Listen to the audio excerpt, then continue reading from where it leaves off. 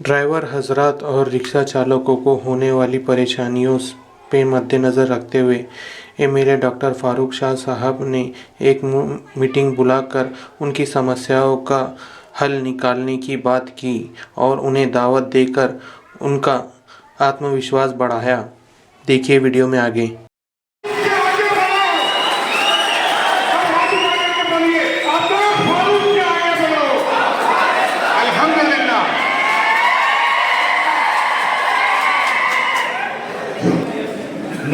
तारीफ कर रहे हैं, मधुबानी आपकी, लाला उर्दू की जुबान पर है तराना आपका। वहीं पर जाहिर शमसुद्दीन कहते हैं जो नूर इश्क मोहम्मद से गुशनास नहीं, उसे शरीयत इस्लामिया का पास नहीं, वो बारगाह रिसालत से हो गया खारिज, जिसे हुजूर पाक की अजमत का पास नहीं। आइए हमारा प्रोग्राम समझने पर है जिसे कामयाबी और कामयाबी से इम्तिहान करने। आप लोग बहुत ही जानते हैं और मतलब इस्लाम ने हमें बताया है कि मशवरा करके कोई फैसला लो और मशवरा करने से पहले कोई नहीं भाई ताज पासपोर्ट वाले स्टेज पर तशरीफ लाए। 70 सालों में मुस्लिम कौम की जानिब से आंदोलन सुनकर आया। जब पहली बार इंडिया के अंदर इतिहास बना और जब मुसलमानों ने इकाई की, सबने अपनी अपनी मर्जी से, न किसी ने ऑफिस डाला, न किसी के यहाँ स्लिप पहुंची, न किसी के यहाँ रिक्शा गई। लोगों ने उस पुर्त अपनी जानिब से खुद इंटरेस्ट लेकर आमदार साहब की झोली में भर भर के वोट डाले और उनको चुन कर लाए। जब ऐसे हालात है कि 70 साल में पहली बार दुनिया से मुस्लिम नुमाइंदा, मुस्लिम आमदार चुनकर आया। जब तुम समाजवादी वाले, राष्ट्रवादी वाले, कांग्रेस वाले और शिवसेना वाले जो भी लोग हैं मुसलमानों को टिकट नहीं देते, तुम नहीं चाहते कि मुसलमान नुमाइंदा विधानसभा में जाए, लोकसभा में जाए। जब तुम अपने पक्ष का टिकट नहीं देते और पहली बार ऐसा हुआ कि इमाम की जानिब से तमाम हमारे मुस्लिम भाइयों ने, हमारी माँ बहनों ने वोट भी दिए, दुआ भी दिए और हमारे आमदार साहब को चुनकर लाए। तो फिर जब इतने बड़े शहर के अंदर मुस्लिम लोगों की इकाई पर एक आमदार चुनकर आ सकता है, तो यहाँ दूसरे कैंडिडेट की जरूरत है क्या? अजीत दादा राष्ट्रवादी के शिवसेना की गोद में जाके बैठने वाले, जब इनका यहाँ पर कोई पड़ाव नहीं पड़ा तो इनके एक आदमी को इन्होंने समाजवादी के अंदर भेज दिया। अरे तुमको अगर समाजवादी से यहाँ पर टिकट देकर किसी को लड़वाना था तो कोई हिंदू भाई को लड़ाते, मुसलमान को खड़ा करने की क्या जरूरत? तुम जानते हो ना, अगर यहाँ पर मुस्लिम कैंडिडेट नहीं देंगे दूसरा तो फिर से फारूक शाह चुनकर आ जाएगा। तो मुसलमानों के वोटों में सेंध लगाने के लिए तुम मुस्लिम कैंडिडेट खड़ा कर दे। तुम 4 मुस्लिम कैंडिडेट खड़ा कर दो, शिवना भी जो है वो भी मुसलमान भी दे, समाजवादी भी दे, कांग्रेस भी दे, राष्ट्रवादी भी दे, लेकिन मुसलमान समझ गया है, मुसलमान इस बात को जानता है कि ये जो दूसरी पार्टी से मुसलमान नुमाइंदे को खड़ा करने की कोशिश हो रही, ये सिर्फ मुस्लिम वोटों में सेंध लगाने की कोशिश है। दोस्तों ये बात पे गौर करो, जो भी और खड़ा रहेगा वो तो आने की पोजीशन में है या नहीं मुझे बताने की जरूरत नहीं, आप लोग भी जानते हैं। वो कितने वोट ले ये भी आप लोग जानते हैं, लेकिन हमारे एक कट्ठा वोट में वो सेंध लगाने की कोशिश करेगा, हमारे वोटों को फोड़ने की कोशिश करेगा, हमारे वोटों को डिवाइड करने की कोशिश करेगा और नतीजा क्या आएगा आप लोग जानते हैं। मैं आपको बता दूं, हमको किसी के बताने में नहीं आना है, हमको किसी का गलतफहमी का शिकार नहीं होना है। हमारा मकसद एक ही है, जैसे पिछली बार हमने इकाई दिखाई, जैसे पिछली बार हम हमारी मर्जी से वोटिंग को गए, जैसे पिछली बार हमने कोई लालच को हमारा बलि नहीं दिया, जैसे पिछली बार हमने किसी रिक्शा की, किसी स्लिप की हमने जो उम्मीद नहीं रखी और हम खुद सवेरे से जो दिन निकला तो सीधा पोलिंग उसकी तरफ हमारे माँ बहने बुजुर्ग लोग सबके सब लाइन में जाते रहे। वही एक कई हमको फिर से एक बार दिखानी है। याद रखो, पैसे का महापुर आएगा, बड़ी तादाद में पैसा बटेगा। उनका सिर्फ मकसद ये है मुसलमान वोटों में फूट डालो ताकि मुसलमान अंदर ना। हमको उनके नजरिए को, उनके मकसद को, उनकी जालसाजी को समझना होगा और उनका डाक उन्हीं पर उठाना। बुजुर्ग दोस्तों, आप काफी देर से आए हुए हैं, सेवक थे पिछली बॉडी के, इनको लोग रास्ते में चलने नहीं देते। आमदार साहब ने एक एक गली में, एक एक कुचे में, एक एक वाली कॉर्नर में छोटी छोटी बोलों में काम किया। और जैसे मुझे पहली बार इकाई बताई, ऐसे ही इकाई बता के और किसी के गाँव में ना आकर हमको फिर आमदार साहब को चुन के लाना है। इतना कह के मैं अपने दो नमस्कार करता हूँ। हाँ दिखा दे तस्वुर, फिर वो सुबह शाम तू, दौड़ पीछे की तरफ है गर्दिशे अय्याम तू, दौड़ पीछे की तरफ है गर्दिशे अय्याम तू। शायद कहना चाहता है कि जिस तरह पिछले वक्त आपने मुत्तहिद होकर, एक होकर आमदार साहब को जो है अपनी दुआओं से, अपनी वोटों से नवाजा और आमदार साहब जो है धुलिया शहर के आमदार मुंतखब हुए, शायद वही कहना चाहता है कि हाँ दिखा दे ऐ तस्वुर, फिर वो सुबह शाम तू। हाँ दिखा दे ऐ तस्वुर, फिर वो सुबह शाम तू, दौड़ पीछे की तरफ है गर्दिशे अय्याम तू। यहाँ पर साबिर साहब माना गए, यहाँ पर 4 व्हीलर के चालक को माना गए, छोटी छोटी गलियों में रिक्शा ड्राइवर को जाना जो है मुश्किल। आगे बढ़कर देखा है ये सभी ने फकत 3 साल में, देखा है ये सभी ने फकत 3 साल में, नक्शा बदल गया है हर एक शाइरा का। तामीर और तरक्की का आता है जब सवाल, तामीर और तरक्की का आता है जब सवाल, हर कोई नाम लेता है फारूक शाह का। मैं बड़े अदब एहतराम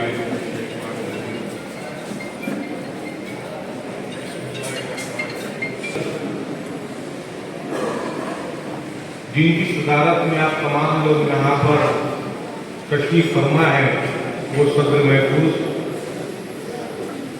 सदर मोहतरम, धुलिया शहर में अमन व अमान को कायम रखने वाले,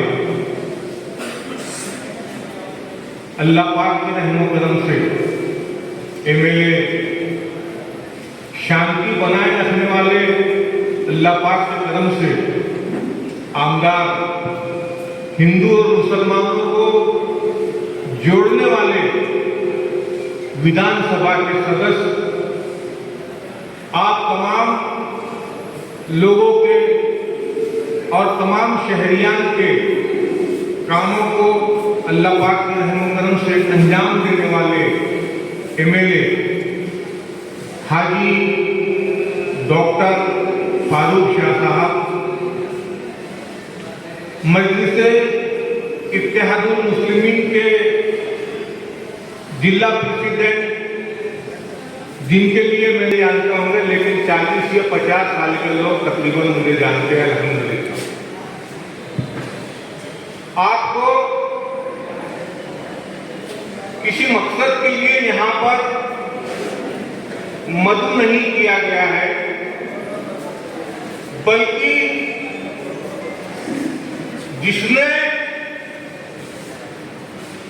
कलाम पाक के 13 मुकम्मल रोजे रखे हैं, जो अल्लाह तबारक तआला के रहमो करम से नमाजों का एहतमाम करते हैं, जो एक कलामुल्लाह पर ईमान रखते हैं, जो एक अल्लाह पर ईमान रखते हैं, जो एक नबी पर ईमान रखते हैं। आप भी एक अल्लाह पर ईमान रखते हो, आप भी एक कलामुल्लाह पर ईमान रखते हो, आप भी एक नबी पर ईमान रखते हो, तो कह दो तेरा मेरा क्या रिश्ता, ला इलाहा इल्लल्लाह, कहो तेरा मेरा क्या रिश्ता, सब मिलकर के बोलो तेरा मेरा क्या रिश्ता, जोर में आवाज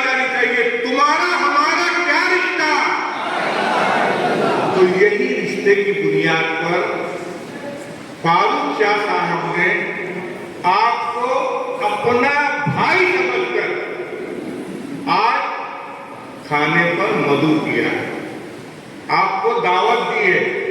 आप लोग तो अल्हम्दुलिल्लाह कितने होशियार लोग हैं।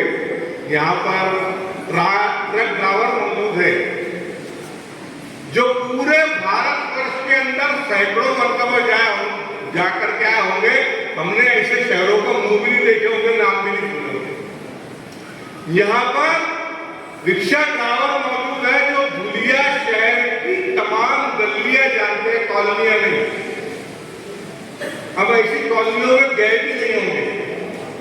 तो ऐसे लोगों को समझाना, बताना, शायद मैं अपने आप को इस काबिल नहीं समझता, लेकिन आप तमाम लोगों को मालूम है कि धुलिया शहर के अहमदीन आमदार जनाब फारूक शाह साहब मेरे मामा के लड़के हैं। उनका हुक्म हुआ है कि आप समझदार लोगों के सामने मुझ जैसा बेवकूफ कोई बात करे तो मैं आप लोगों की खिदमत में कुछ बात करना चाहता हूं। अपनी मारूजात को जो मैंने मुताला किया है वो आपकी खिदमत में पेश करना चाहता हूं। यकीनन आप लोगों को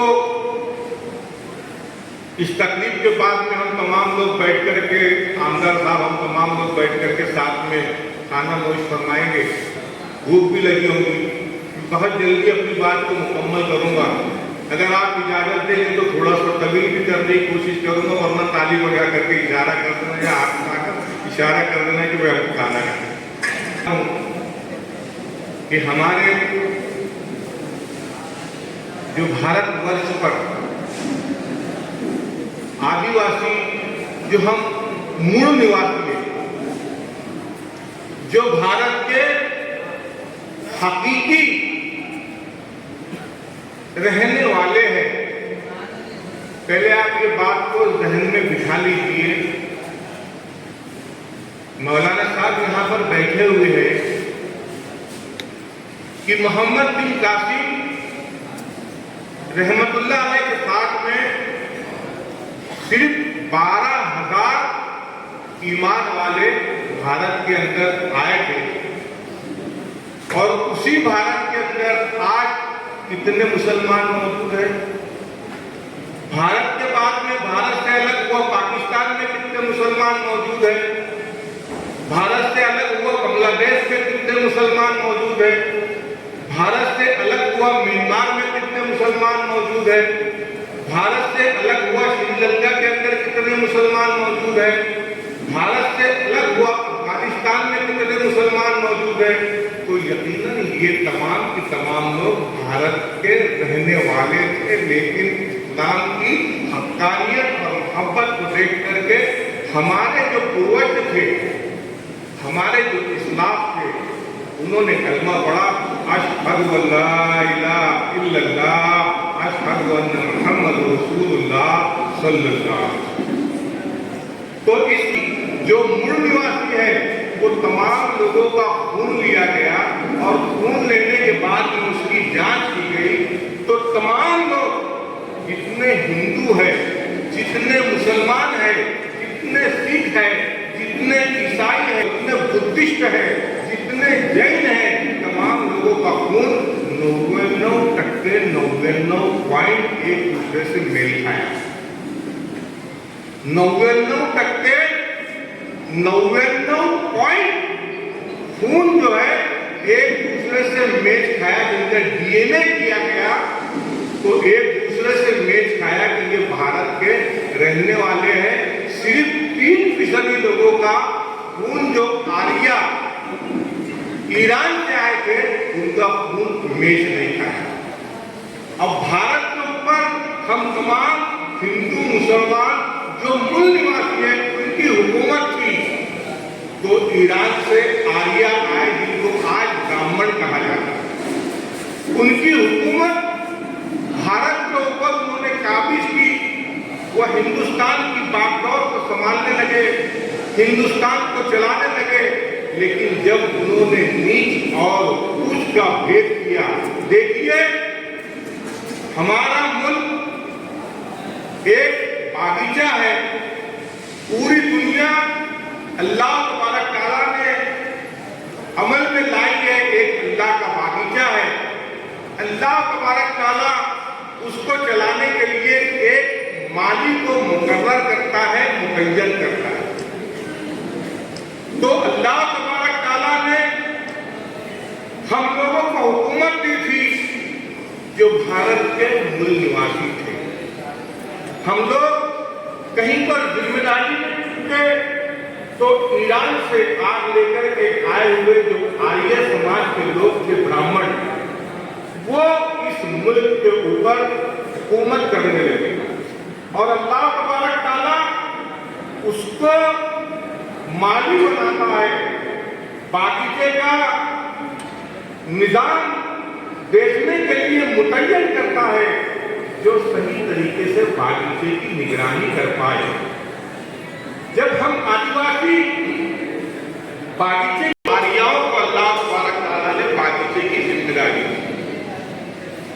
आर्य ब्राह्मण इस मुल्क के ऊपर राज करने लगे, लेकिन जब वो शराब और शराब के अंदर मशगूल हुए, जब वो कबूतर पालने में मशगूल हुए, जब वो अल्लाह के कानून को दुनिया में चलाने के लिए नाकाबिल साबित हुए, तो अल्लाह तबारक तआला ने उन मुगलों को हटा करके सात समंदर पार से अंग्रेजों को भारत के ऊपर बुला करके भारत की जिम्मेदारी उनके सुपुर्द कर दी।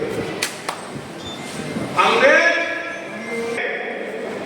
कि मेरे गज्जूर मुसलमानों, गज्जूर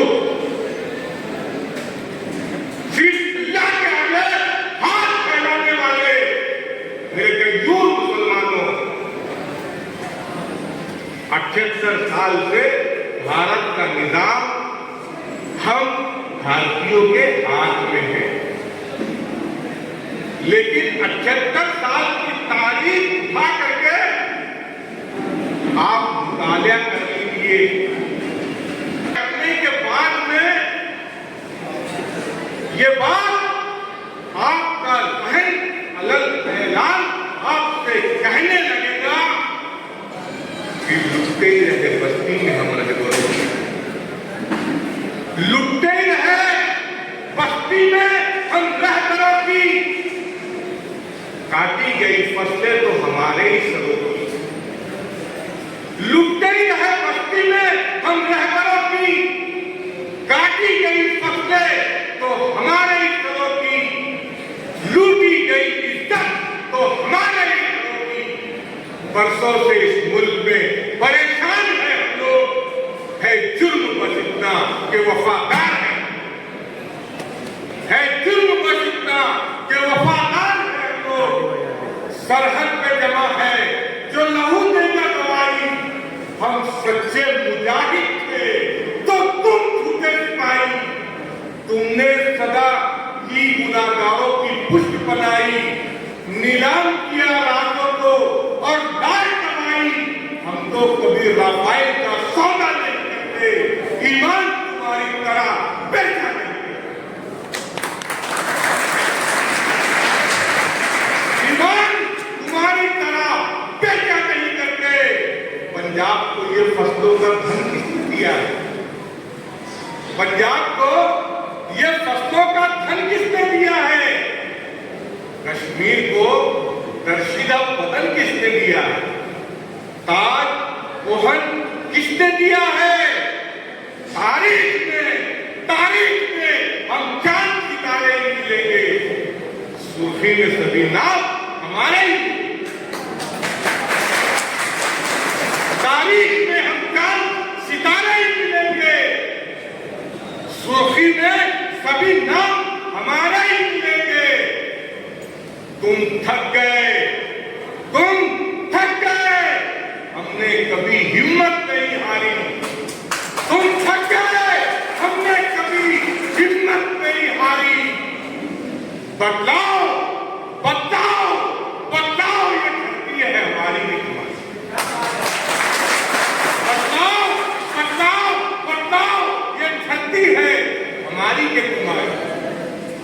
कुरान को चैलेंज किया, जिस जिसने कल वो तुम थे, कुरान को चैलेंज किया जिसने कल वो तुम थे, कानून को पामाल किया जिसने वो तुम थे। 1992 का वाकया याद, कानून को पामाल किया जिसने कल वो तुम थे। तुम बाबरी मस्जिद को गिराने में लगे थे, हम अम्न के मंदिर को बचाने में लगे थे। बताओ ये गलती है हमारी।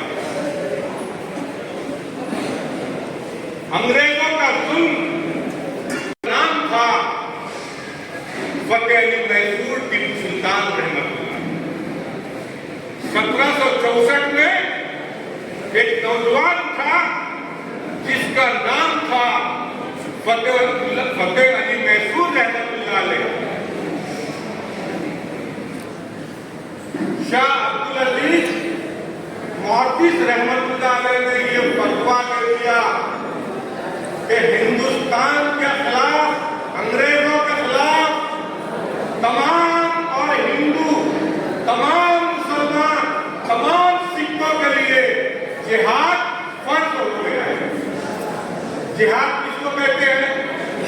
संघर्ष, जद्दोजहद, मेहनत, तजस्सुस, तमाम हिंदुस्तानियों के लिए जिहाद फर्ज हो गया है। तमाम हिंदू, तमाम मुसलमान, तमाम बुद्धिस्ट, तमाम सिख, तमाम मिलकर के अंग्रेजों को हिंदुस्तान से बाहर निकाले। ये शाह अब्दुल अजीज मुहद्दिस देहलवी रहमतुल्लाह अलैह ने फतवा दिया और इस फतवे को सुनकर के एक नौजवान शाह अब्दुल अजीज मुहद्दिस देहलवी रहमतुल्लाह अलैह की खिदमत में हाजिर हुए और हाजिर होने के बाद में कहा कि मैंने 350 नौजवानों को लाया हूँ और हम तमाम लोग मौत की बैठ लेते हैं। हम अंग्रेजों से लड़ेंगे, हद तक लड़ेंगे जब तक के अंग्रेज हिंदुस्तान से चले नहीं जाएंगे या फिर हम लोग शहीद नहीं हो गए। नौजवान का नाम था फतेह अली मैसूर टीपू सुल्तान रहमतुल्लाह अलैह। और उनके लिए कहा जाता है कि सेकुलर हो तो यही एक निशानी दे दो, सेकुलर हो तो यही एक निशानी दे दो। सेकुलर हो तो यही एक निशानी दे दो। सच्ची तारीख जो बदले उसे फांसी दे दो और फूल उस पर चढ़ाने वालों टीपू सुल्तान को तो पहले सलामी दे दो। हिंदुस्तान का फूल बजाने वाले हम लोग। कब, कितने बार, कहां पर, किस वजह से दंगल होंगी, वो इस बात से घबराते थे। लेकिन आमदार साहब ने अपने तरक्याती कामों की तरफ मसरूफ रहकर शहर के दिगर मदाहिब के लोगों को ये बता दिया कि साहब जो है सिर्फ तरक्याती काम करने के लिए आए हैं, ना कि दंगल कराने के लिए। इसीलिए शायद कहता है कि टूटे संबंध को मिलाते हैं, हर किसी को गले लगाते हैं। ये काम है फारूक शाह का, एकता के लिए बनाते हैं। साहब ने तरक्याती कामों से हर मज़ाहिब के लोगों के दिलों में जो है घर बना लिया है। आगे उन्होंने कहा कि पिछले वक्त जो हमने देखा कि पूरे दुनिया शहर के दिग्गज से दिग्गज अपने आप को बड़े मर्तबा रखने वाले, अपने आप को जो है बड़े मर्तबा समझने वाले एक तरफ थे और आमदार साहब एक तरफ थे। पूरी ताकत उन्होंने लगा ली है कि आमदार साहब को किसी भी तरह गिरा दिया जाए। तो वहीं पर शायर कहता है, अंधेरा चीर कर उनमें उजाला तू ही करता है, अंधेरा चीर कर उनमें उजाला तू ही करता है, हर ऐसा काम ऐ अल्लाह तू ही करता है, शिकस्ते फाश देता है तू ही बातिल को, हर एक मौका पे हक का बोल पाला तू ही करता है, हर एक मौका पे हक का बोल पाला तू ही करता है। यकीनन इस बात की मैं आप लोगों को बताता चलूं कि आप लोगों की दुआओं से, आप लोगों की ओटों से, आप लोगों की मोहब्बतों से दोबारा जो है आमदार साहब इस शहर के दोबारा आमदार मुंतखब होंगे, ऐसा मैं आप लोगों की तरफ से आमदार साहब को यकीन दिलाता हूं। इतना ही नहीं, यहाँ पर है दुनिया शहर के शकील इब्न शरफ और रईस कतील साहब कहते हैं, सवर रहा है जमाना तुम्हारी मेहनत से, सवर रहा है जमाना तुम्हारी मेहनत से, तुम्हारे अज़्म के बाइस तुम्हारी ताकत से, किया ना आज तक तो यहाँ किसी ने भी वो कर दिखाया है फारूक शाह की हिम्मत से। मैं फारूक शाह साहब को, शहर दुनिया के आमदार जनाब फारूक शाह साहब को इन शेर के साथ आओ।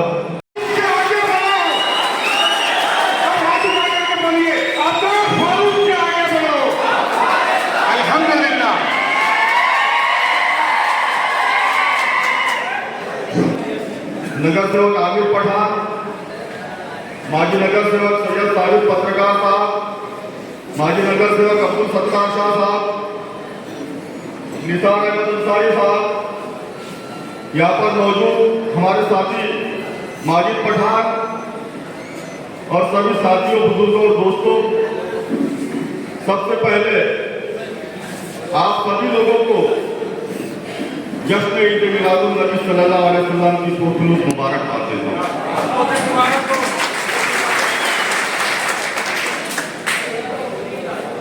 साथियों, आप लोगों ने देखा, इससे पहले हमारे बड़े भाई सत्तार भैया ने बेहतरीन अंदाज में अपनी बातों को रखा। उसी तरह से हमारे साबिक पत्रकार साहब, हमारे इलियास साहब ने मेरे मुतालिक आप सब लोगों को बताया। उस दरमियान में चंद अशार पेश किए। उसी निस्बत पर मैं अपनी छोटी सी बात को एक शेर के साथ शुरू करना चाहूंगा कि हमको अल्लाह ने ईमान की दौलत दी, हमको अल्लाह ने ईमान की दौलत दी है। हम जो दुश्मन के तरफदार नहीं हो सकते, हमको मजहब ने कहा है वतन पे मर मिटना, हम मुसलमान हैं, गद्दार नहीं हो सकते।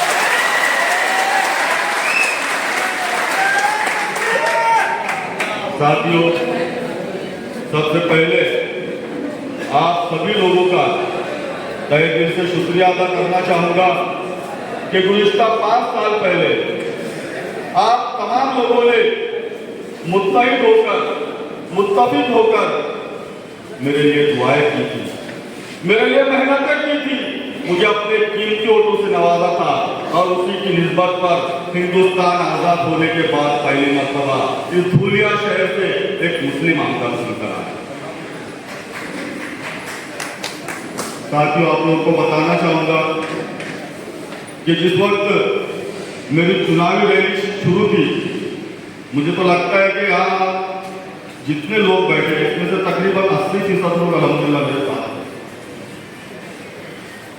उस वक्त मैं गाड़ी पर चढ़ा हुआ था, गाड़ी पर बैठा हुआ था और ऊपर से मैं जायजा ले रहा था। न सिर्फ नौजवान ही नहीं बल्कि हमारे बुजुर्गों में एक खुशी की लहर, हमारी मस्तूरात में, हमारे ख़वातीन में एक खुशी का जज्बा था। कई औरतें अपने हाथों में थाली और बेलन लेकर बजा रही थी और जश्न मना रही थी कि अल्लाह का शुक्र है आज पहली मर्तबा इस शहर में एक मुस्लिम आमदार का जश्न कर रहा है। ये सभी बातें मेरे दिल को लगी। साथियों, उस दिन मैं पूरी रात सो नहीं पाया। मैंने पूरे शहर का जायजा लिया, पूरे शहर के मसाइल का जायजा लिया, हमारे अक़लियती इलाकों का जायजा लिया। बहुत सारे मसाइल हम लोगों को पिछले 50 सालों में सिर्फ इस्तेमाल किया गया था। कभी हमारे इलाकों में काम नहीं हुए, कभी हमारे मसाइल के ऊपर किसी ने ध्यान नहीं दिया। उस रात मैंने अल्लाह पाक से दुआएं की कि अल्लाह रब्बुल इज्जत, कि जिन लोगों ने जो मेरे लिए मेहनतें की है, मुझे अपने वोटों से नवाजा है, मेरे लिए दुआएं की है, और अल्लाह इन लोगों ने मुझसे जितनी उम्मीदें लगाई है, इन तमाम लोगों की तमाम उम्मीदों को पूरा कर सकूं, ऐसी कुव्वत और ऐसी सलाहियत अता फरमाए।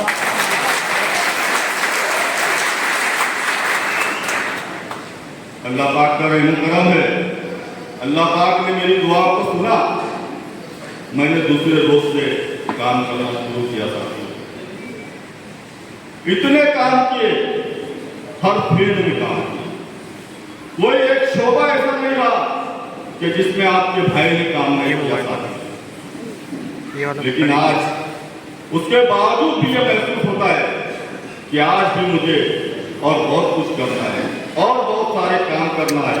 एक शायर ने कहा है कि बहुत निकले मेरे अरमान लेकिन फिर भी कम, बहुत निकले मेरे अरमान लेकिन फिर भी कम निकले, हजारों ख्वाहिशें ऐसी कि हर ख्वाहिश पे दम। साथियों, जब हमने शहर का जायजा लेना शुरू किया, उस वक्त जुमा के दिन हम लोग मोटरसाइकिल पर दौरा क्या करते थे, उस वक्त हमने देखा कि जो माता गुजर करके नमाज के लिए चले जाते थे, लेकिन जो हमारी मजबूरा, जो हमारी ख्वातीन के हालात थी, जो उनके घरों के सामने जो खड्डे बने थे, वो खड्डों को पोंछने के बाद वो दूसरे क्या करती थी, बाहर बनाया। इससे पहले जिन लोगों ने आप लोगों से अपने लेवल के सिर्फ अपने हाथ में काम किया, आप लोगों कई आमदार आए, कई मंत्रियों को लाया गया, नारियल फोड़े ठोकरा खाते चले गए, रोड नहीं बनाया। यह वर्जय रोड सिर्फ इसलिए नहीं बनाया गया कि यह वर्जय रोड पूरी तरह से मुस्लिम इलाकों से होकर गुजरता है। ये वर्जय रोड पर सिर्फ मुस्लिम समाज के लोग बसा करते हैं, इसलिए इस वर्जय रोड को तरक्याती कामों से वंचित रखा गया।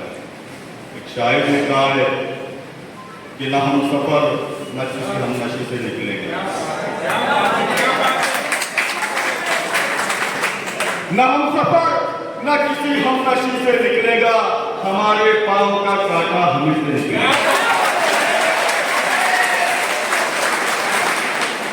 आप लोगों ने अपना आमदार और अल्लाह का शुक्र है कि आपके आमदार ने आपका वो रोड बेहतरीन तरीके से तामीर करके दिखाया। साथियों, बहुत सारी बातें। एक मर्तबा का वाकया है सत्तार भैया,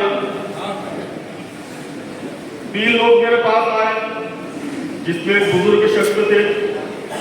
वो 2 लोगों ने बताया कि भैया ये जो बुजुर्ग है इनकी 3 बेटियां हैं। इन 3 बेटियों में से एक बेटी की शादी हो चुकी है और 2 बेटियां अभी दिन दिहाड़ी बैठी हैं। पहली बेटी की शादी करने के लिए इन्होंने 20,000 रुपए एक गैर मुस्लिम से सूद पर कर्ज लिए थे। अब उस 20,000 के अब तक इन्होंने 80,000 रुपए अदा कर चुके हैं, लेकिन वो कहता है कि अभी 2 लाख रुपए लेना है, 2 लाख रुपए। वो बुजुर्ग की ये हालत थी कि उन्होंने मुझसे कहा कि आमदार साहब, अगर मेरा ये मसला हल नहीं हुआ तो मैं खुदकुशी कर लूंगा। मैंने उनको बोला, चाचा आप बेफिक्र रहो, ये आपका बच्चा भी जिंदा है। मैंने फौरन उस सूदखोर को फोन किया। वो सूदखोर अभी मर चुका है, युवराज चौधरी करके जो भाजपा का नगर सेवक था। उसको बोला कि बेटा अभी तक तूने बहुत ले लिया, अब बस कर। अब अगर तूने फोन भी किया चाचा को तो फिर मैं तुझे वहां से उठाकर लाऊंगा और तेरा क्या करना है वो करेंगे।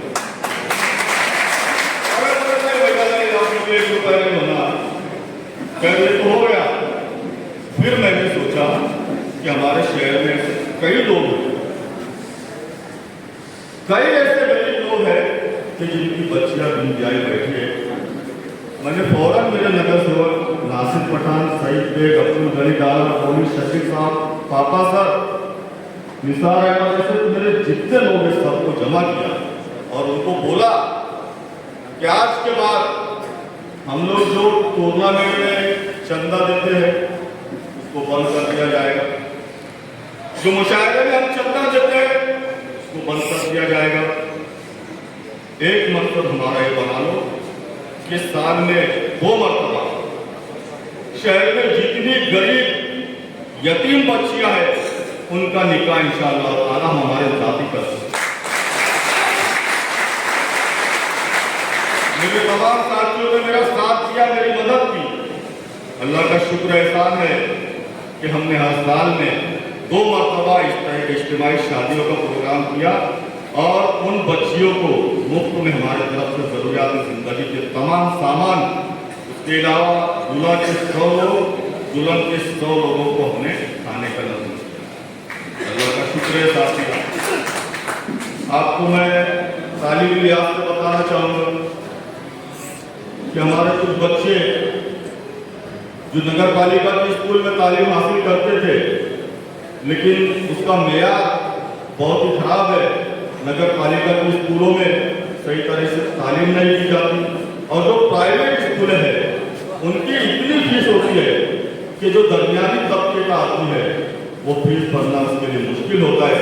तो मैंने अपनी जानिब से एक बेहतरीन स्कूल तामीर किया साथियों, जहाँ पर 1वीं से लेकर 10वीं तक के तमाम तुलबा और तालिबात का तमाम तर खर्च आपका अपना भाई करता है। उन बच्चों को न सिर्फ मुफ्त में तालीम दी जाती है बल्कि उन बच्चों के लिबास हम लोग अपने जाति खर्च से देते हैं। उन बच्चों के दफ्तर, किताबें, बयाने हमारे जाति खर्च से देते हैं। यहाँ तक कि उन बच्चों को लाने ले जाने के लिए जो बसें और रिक्शा लगाई गई है उसके लिए भी हम पूरा खर्च हमारी जाति से करते हैं। तो ये होती है आप लोगों से, हमारी कौम से मोहब्बत, अकीदत। असदुद्दीन ओवैसी साहब कहते हैं कि मोहब्बत कौन करता है, सियासत कौन करता है। मोहब्बत कौन करता है, सियासत कौन करता है, मुझे मालूम है मेरी मदद कौन करता है। अभी मेरे साथ करती है दुनिया की हवा का सभी टुकड़ों पे दिखते हैं, बगावत कौन करता है।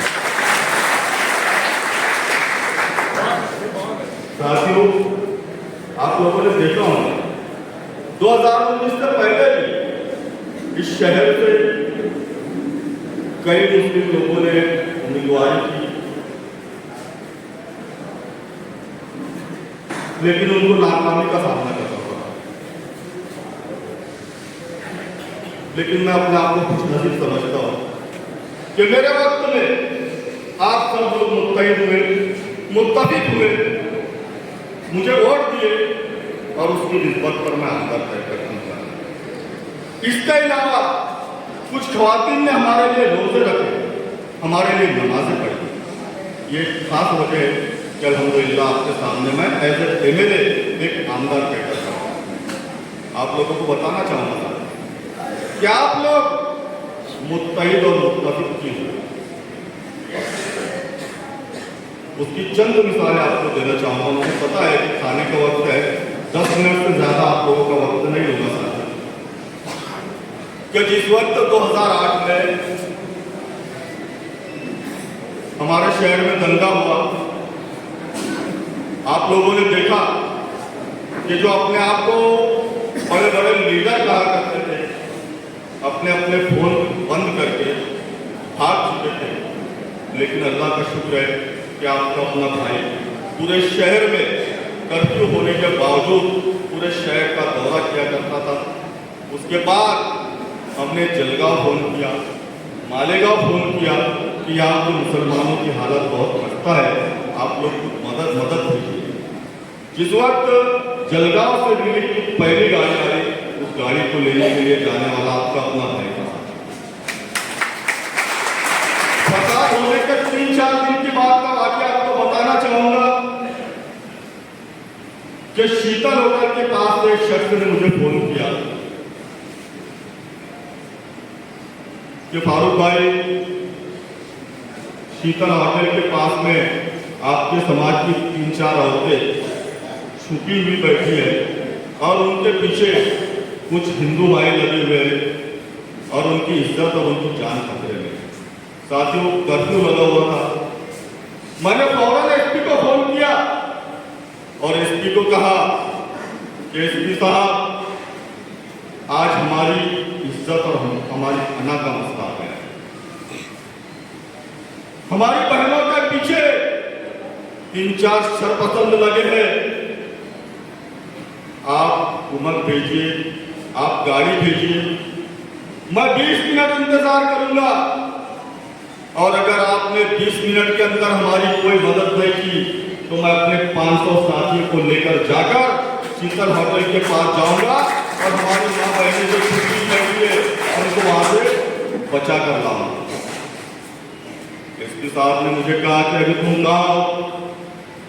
मैं उनको बोला कि मैं जस्टिस रोड पर हूँ। उन्होंने कहा कि आप 20 मिनट रुकिए, मैं गाड़ी भेज रहा हूँ। 15 मिनट में एक छोटी मिनी बस आई। रैपिड एक्शन फोर्स के तमाम लोग उसमें बैठे हुए थे, सब बाहर की पुलिस थी। मैं तने तन्हा उस बस में सवार हुआ और हम लोग गए शीतल होटल के पास। मैंने इतराज का जायजा लिया लेकिन कोई दिखाई नहीं दिया।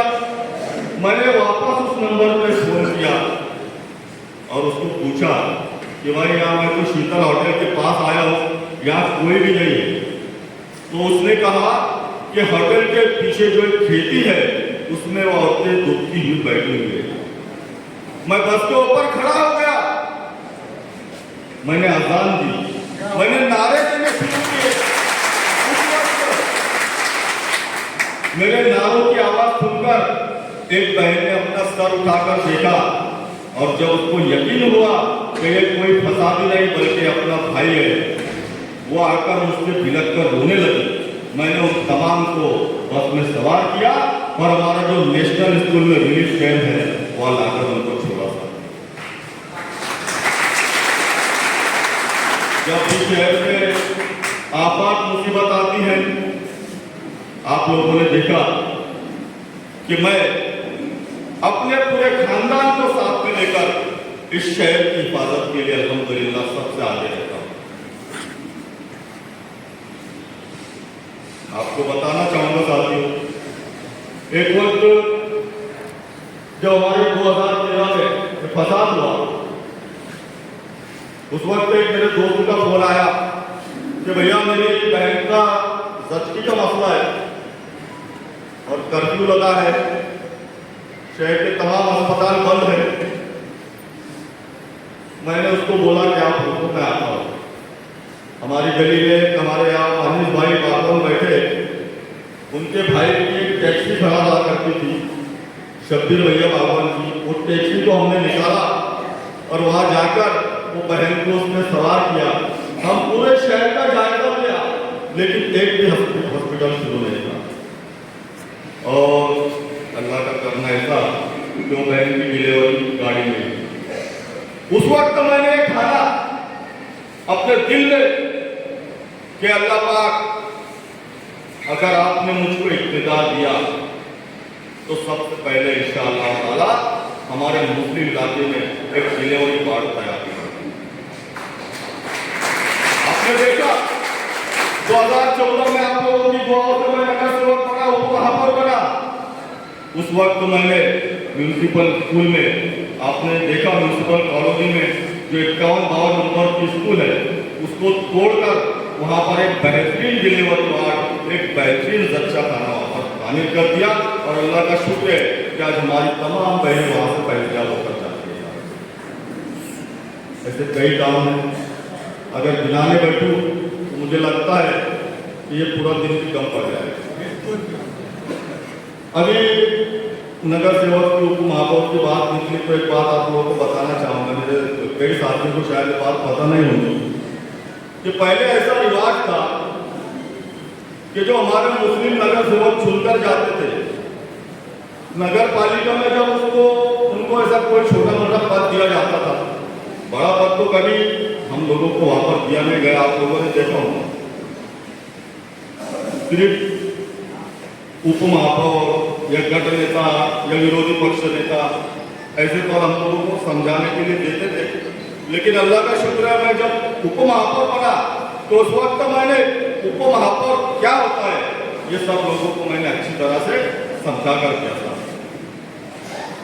तो साबिर भैया आप मेरे साथ थे उस वक्त जब मुझे उप महापौर बनाया गया, तो हम लोग हमारे कैबिन में गए तो वहां ऑलरेडी कदम मारने की फोटो लगी हुई।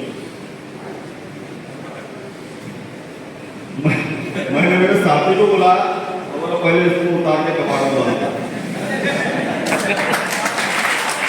वो फोटो को हटाकर हमने अलमारी में बंद किया और ये तारीख इस बात की गवाह है कि पहली मर्तबा धुलिया की महानगर पालिका में हिंदुस्तान से पहले वजीर तालीम मौलाना अबुल कलाम आजाद रहमतुल्लाह अलैह और शेर महसूद टीपू सुल्तान रहमतुल्लाह अलैह की तस्वीर बनाने वाला दूसरा कोई नहीं बल्कि आपका अपना अंदाज। साथियों, क्या नहीं किया हमने शहर के लिए। आप लोगों ने देखा कोरोना काल में जब हमारी कौम को इलाज की जरूरत थी, उस वक्त हमने हर मुमकिन तरीके से कोशिश की। जहां पर अनाज की जरूरत थी हमने अनाज मुहैया करने की कोशिश की। मेरे छोटे भाई हाजी करीम साहब, अल्लाह उनकी मग़फ़िरत फरमाए, अल्लाह उनकी जन्नतुल फिरदौस में आला मकाम फरमाए। गरीब आवाम की खिदमत करते करते साथी शहीद हो, बहुत कुछ किया इस शहर के लिए। एक शायर कहता है कि सुलगती रेत पे तलवे लहू लहू, सुलगती रेत पे तलवे लहू लहू करना, फिर उसके बाद गुलाबों की आंसू करना। आज साथियों, ऐसा मुकाम है कि हमारी कौम के कुछ दलालों ने यह सुपारी ली है कि इस शहर से जो पहली मर्तबा मुस्लिम क़यादत क़याम किए, उस मुस्लिम क़यादत को खत्म किया जाए, इसकी सुपारी हमारी कौम के कुछ दलालों ने दिया था। आप लोगों को सोचना होगा, अगर आप चाहते हैं कि इसके आगे भी हमारी कौम और समाज के काम हो, तो आप लोग मेरा साथ दीजिएगा। अगर आप लोगों को लगता हो कि मेरे चुन के आने के बाद हमारे कौम और समाज की तरक्की हुई हो, तो आप लोग मेरा साथ दीजिएगा। अगर आप लोगों को लगता हो कि मेरे चुन के आने के बाद हमारे गरीब ख्वातीन की मदद हुई हो, तो आप लोग मेरा साथ दीजिएगा। साथियों, अपनी बात को खत्म करने पहले आप लोगों से एक सवाल करना चाहूंगा। इसके पहले आप लोगों ने कई लोगों को मतदान किया, कई लोगों को वोटिंग की, लेकिन आपने जो मुझे वोट दिया, आप हक़्क़ुल ईमान बताइए कि आपके एक वोट का पूरा पूरा हक मैंने अदा किया या नहीं।